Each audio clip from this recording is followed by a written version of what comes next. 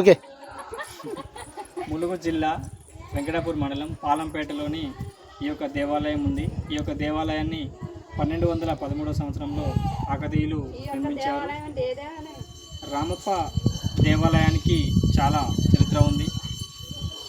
ప్రస్తుతం ఉన్నటువంటి ప్రపంచ కట్టడాల్లోనే యునెస్కో వారు గుర్తించడం జరిగింది.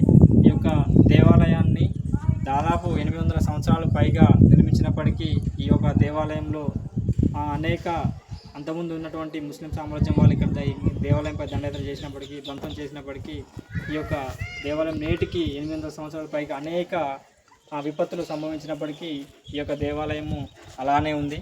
ప్రస్తుతం ఈ యొక్క దేవాలయంలో ఉన్నాము. దేవాలయంకి 4 ద్వారాలు ఉన్నాయి. తూర్పు, ఉత్తరం, పడమర, దక్షిణ ద్వారాలు ఉన్నాయి. ప్రస్తుతం మనం దక్షిణ ద్వారం వైపు ఉన్నాము.